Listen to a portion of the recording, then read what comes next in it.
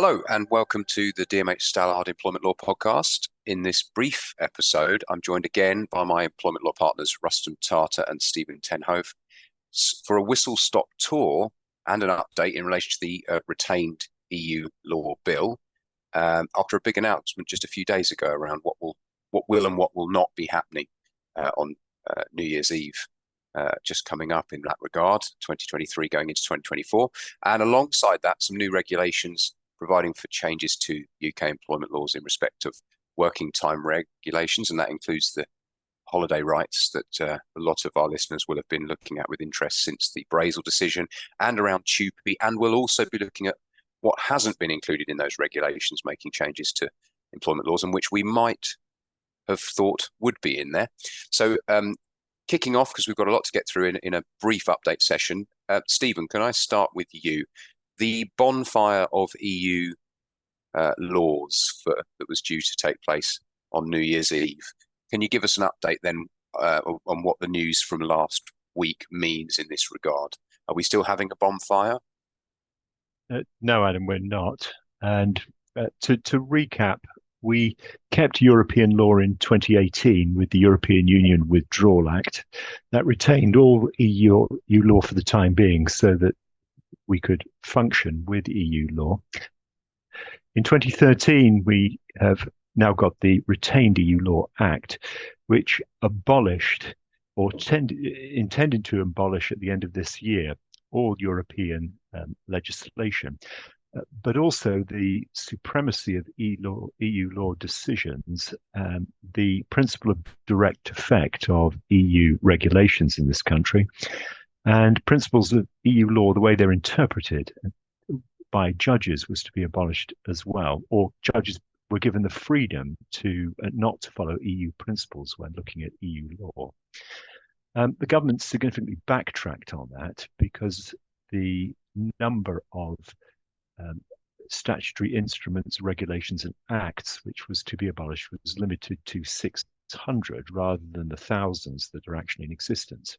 So on the 10th of May, the government decided to consult on what it called smarter regulation to grow the economy, and that included changes to working time regulations, TUPE, certain European case law, and it also suggested that it would change the law regarding post-termination restrictions to abolish non-compete clauses of more than 3 months long.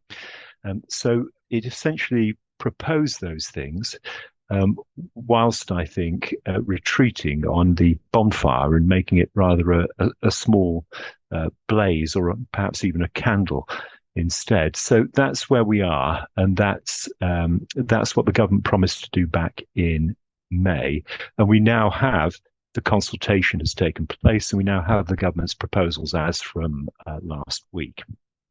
Yeah, and to boil it down with the risk of oversimplifying it, effectively what has been confirmed in the last week or so is that, broadly speaking, EU law will be retained unless, other than in these very, very specific, narrow contexts of regulations that have already been touched upon.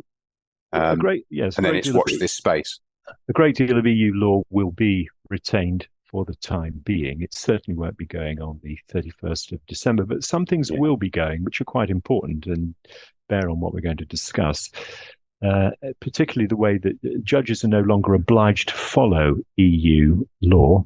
So, as we'll see, one of the things that the government has done is actually expressly retained pieces of EU judge-derived law, which would otherwise have been abolished on the 31st of December, or more accurate, the judges could have changed. So far from actually abolishing law, the government has retained some laws. The principle of direct effect has gone, and as I said, the principle by which judges interpret law is also going. Those things are going still. So. Yeah, that's interesting, because that doesn't come through from what comes out in the press. And obviously the politically charged point is, are we removing EU laws? It's a much more bold and obvious change. But what you're saying is that the government's not going to row back the position from EU-derived case law, but the power of judges is then left there. So it's a bit like how we might change our legislation going forward. The case law will be a watch this space as well, depending on how Yeah, UK it could well be. judges deal with it. And if that, at the moment, that may have some tricky results for the government. So what they've done is they're passing legislation to ensure that judges can't depart from existing EU law, as we'll see, which is an interesting. Yeah, that is a very interesting dynamic. Yeah.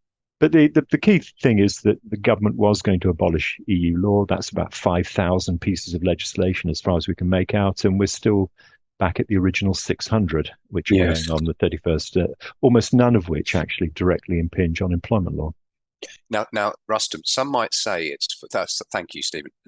Rustum, some might say it's for political expediency, and some might say it's totally unconnected. But given that about 5,000 EU laws that were going to go are not going, there is some good news for those who support a move away from EU law regulations, in that we have got some new laws in regulations now that were presented last week that are due to be coming in on the 1st of January 2024. Are you able to just give us a summary of sort of headlines from that selection of laws that have now been put into draft regulations?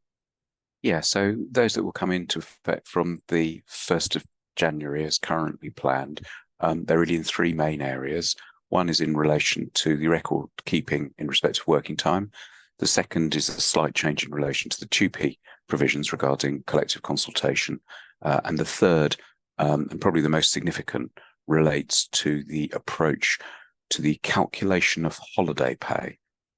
Yes. And that's the subject that we've talked about on this series before, haven't we? And looming large in those changes is that decision of Brazel. Can we just stay on that? Can we deal with that last bit first, Russ? And thinking about just briefly an update on where we ended up with the Supreme Court's decision in Brazel, and to what extent these regulations seek to alter that position, hopefully for the better for employers. Yeah, I mean, I think it's probably just a case of trying to tidy things up and probably shave off, as it were, or soften perhaps the unintended consequence, perhaps, of the outcome in relation to Brazel. But essentially what Brazel said is that where you have somebody that works in irregular pattern, that you don't count periods when they are not working when you're trying to calculate the amount of holiday pay that they receive when they're taking leave. So what that meant, of course, is one might, over an average year, say if somebody was just working 26 weeks out of the 52 weeks, that you only calculate the amount of holiday pay by reference to those 26 weeks, which would, of course, substantially inflate the amount of holiday pay compared to somebody who perhaps worked over a 52-week period, but maybe did the same amount of work in that period. So what the new regulations propose, there's three parts, essentially. The first two say that holiday will accrue in proportion to the time actually worked. And there's a little bit of detail, well, quite a lot of detail around that. But it's going to be calculated by reference to the sort of current holiday year period, if I can put it like that, because there had been talk that that the regulations would look at the previous 12 months and use that to give an average. And there's been a lot of logic to doing that. Although, of course, the difficulty is that for some of these individuals, they wouldn't have a previous 12 months work with that employer in order to arrive at that calculation. That's the first element. The second element then is the maintenance of this distinction that I know Adam and Stephen, we were talking about last Friday, between EU holiday, if one can call it that, and UK holiday. So the EU holiday of 4 weeks and the UK holiday of 1.6 weeks. So those are the two elements coming in on the 1st of January. The next element, just as the teaser for the 1st of April, as is currently proposed, is the permission, the statutory permission to use rolled up holiday pay. But note, rolled up holiday pay only in some cases, not a general entitlement of employers to pay holiday on a rolled up basis. Okay. Yeah, taking each of those in turn, the first point there, I mean, that is a departure from Brazel, isn't it? How they've had this debate about how you work out averaging for time worked, where Brazel took us to the last 52 weeks before any period of holiday to be taken, if I remember correctly, which Yes. was perhaps fairer in some and many instances, but required the employer to look at every single holiday I think leave and then work back.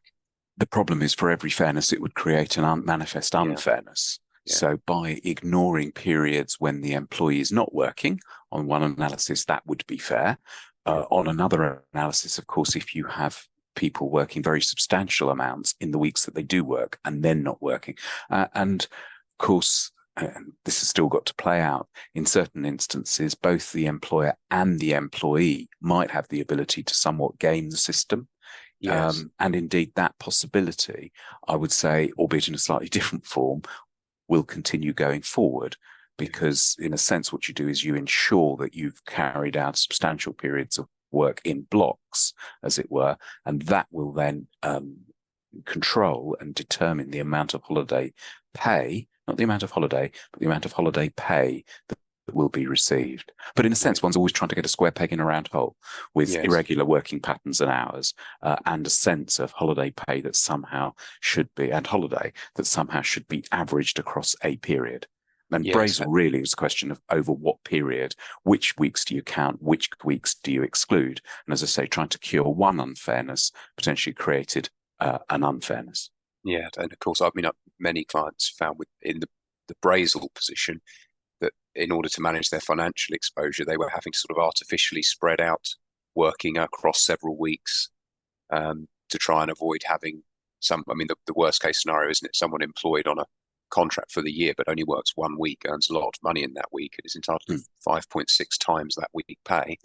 So they're sort of trying yes. I mean, and the Supreme Court justified that, didn't they, very clearly by saying, well, this is atypical working. It's potentially very, very risky so far as employment protection and security of work, because in that situation where particularly the employee doesn't have very much control over how many hours they work. And so the Supreme Court said, well, this is almost the quid pro quo for that. But it clearly also created some manifest unfairness, as I say, and also probably a number of unintended consequences. Yeah. So I think on the third point, that's 1st of April, that's very interesting that the third change for rolled up holiday pay, we have a longer lead in, which I suppose we'd say is necessary, Rustum, for employers to plan around that change. Well, some may have not changed their approach at all, but for those who did try to get into line with Brazel.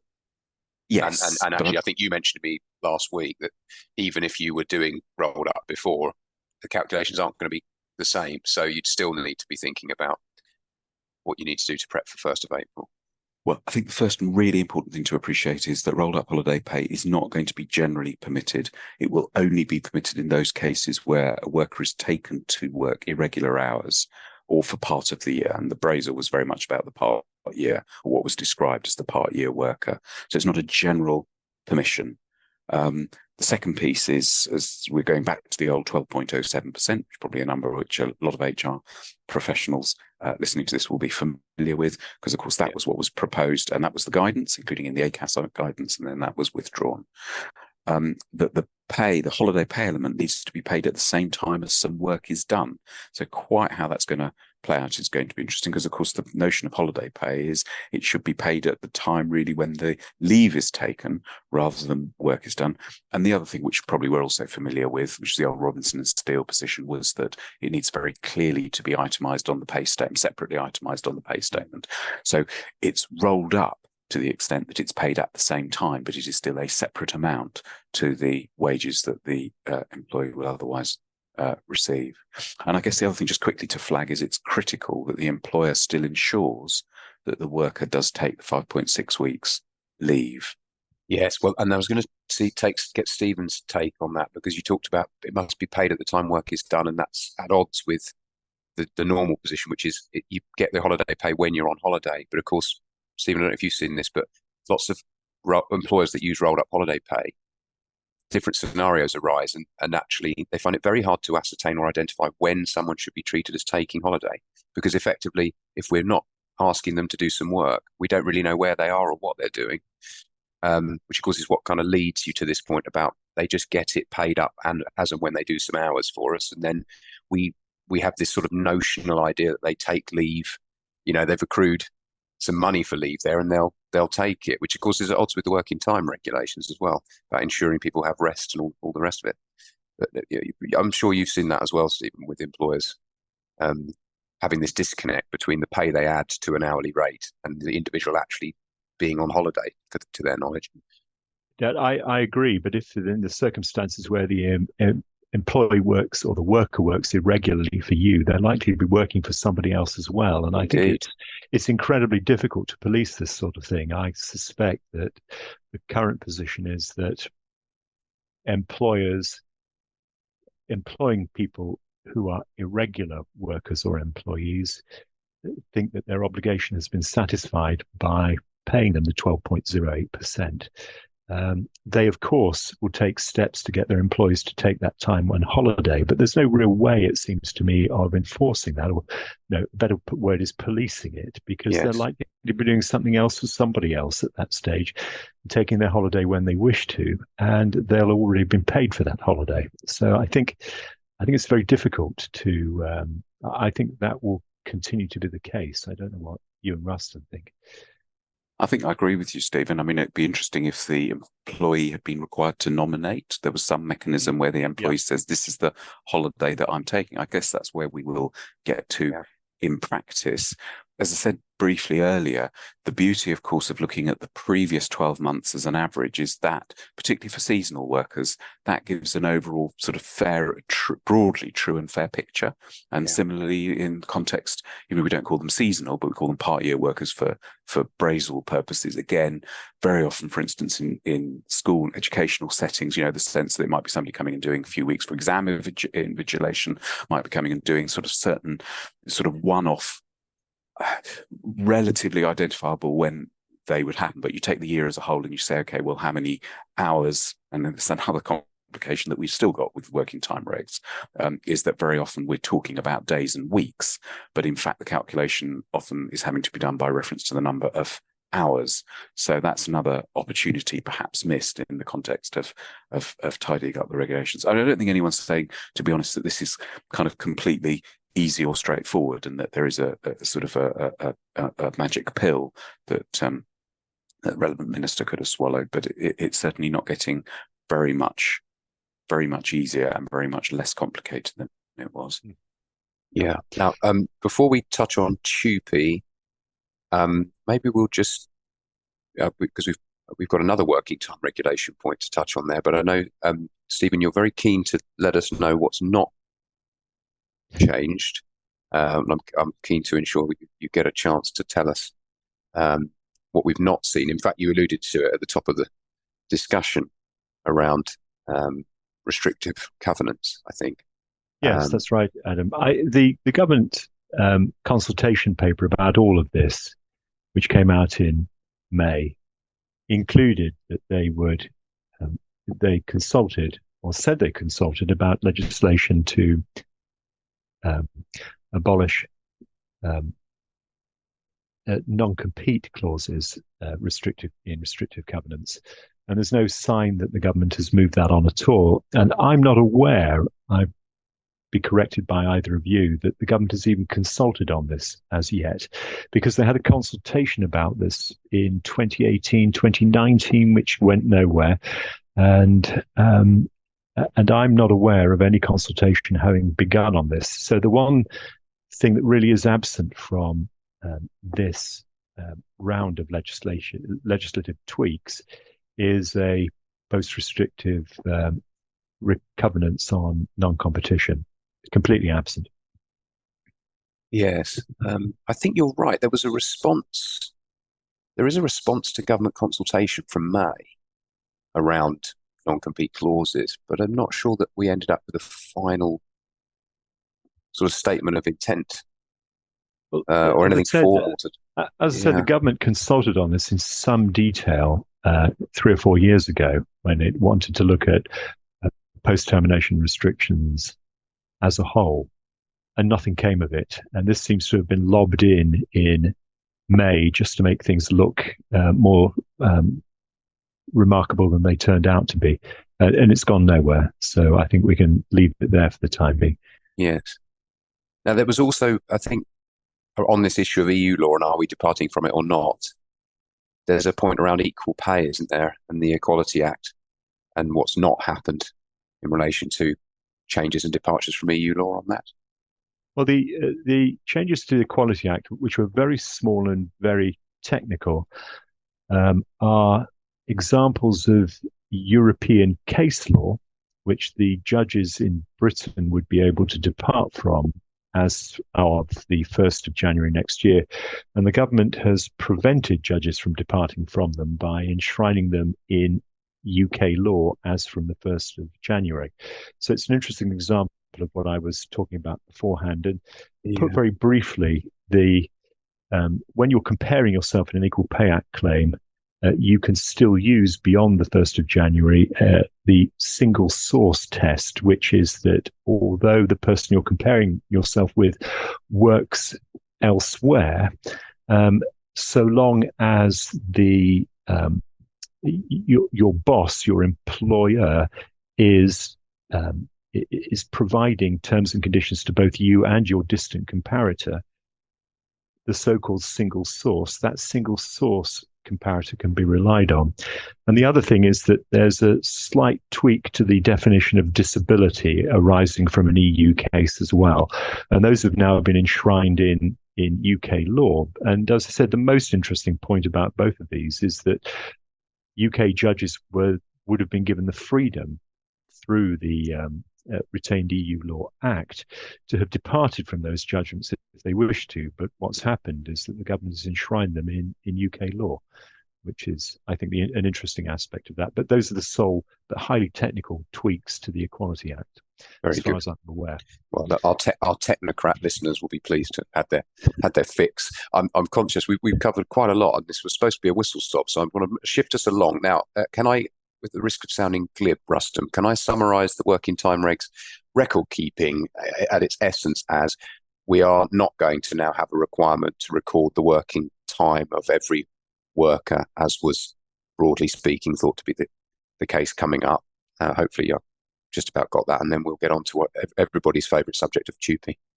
Yeah, no, really quickly. I mean, the cat was set amongst the pigeons because there was a suggestion that such records needed to be kept in respect of all employees to ensure that the maximum number of working hours and the annual leave were being taken. There was a Spanish case that got referred to the ECJ.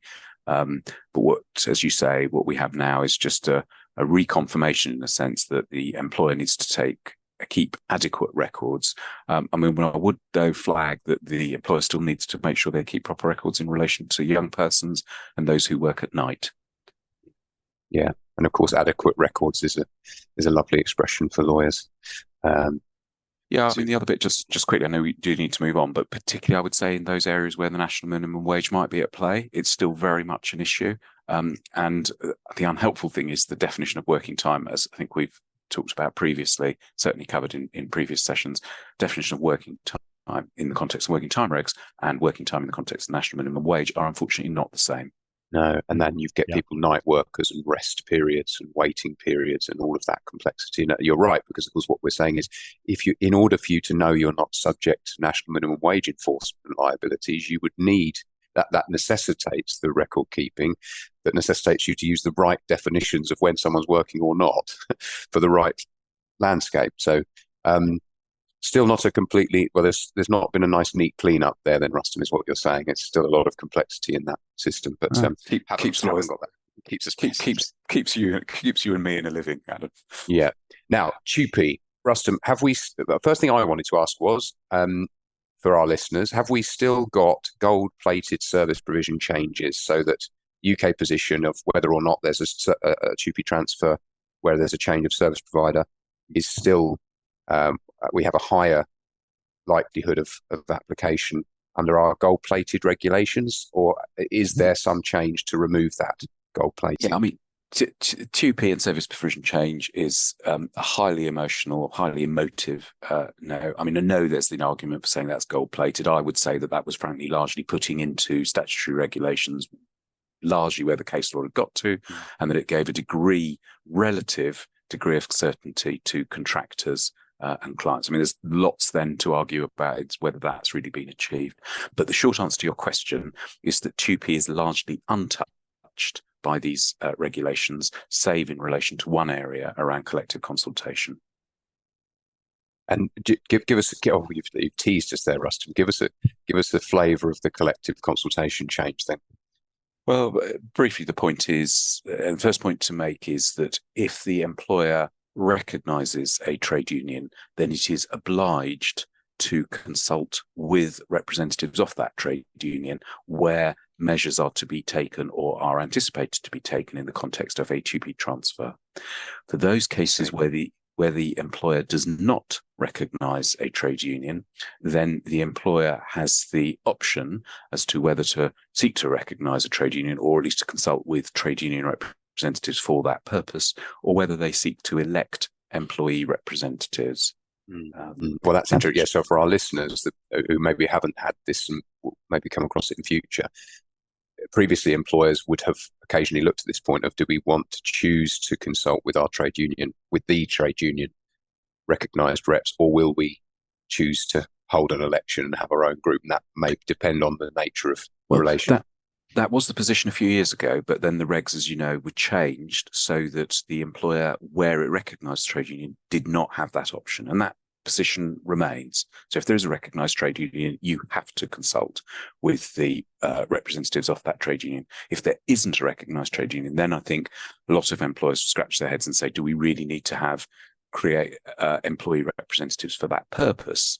And what a lot of employers were doing in practice, certainly in smaller scale transfers, where measures were to be taken or anticipated to be taken, would be seeking to consult directly with all of those employees potentially affected. And what the regulations do essentially is put on a statutory footing that practice in two cases, either where the employer, so this will be the transferor employer, has 50 or fewer employees in the business overall, or where there are fewer than 10 employees.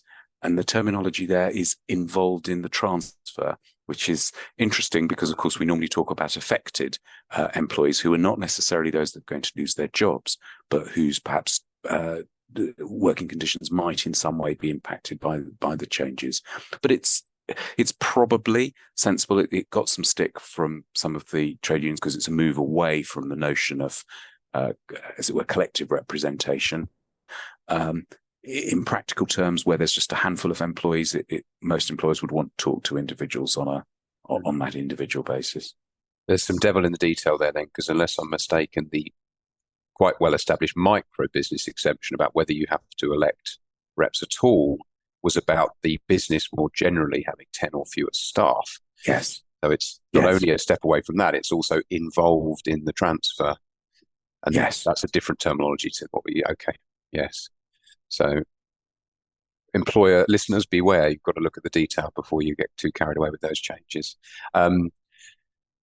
Okay, good. So taking your temperature then generally and pulling together, taking stock of the fact that we are now not going to have the removal of thousands of EU laws as of New Year's Eve going into 1st of January, and we have some amendments to the laws in these new regulations. Do each of you think this is a broadly good or a broadly bad bit of news for employers in England and Wales? Start with you, Stephen.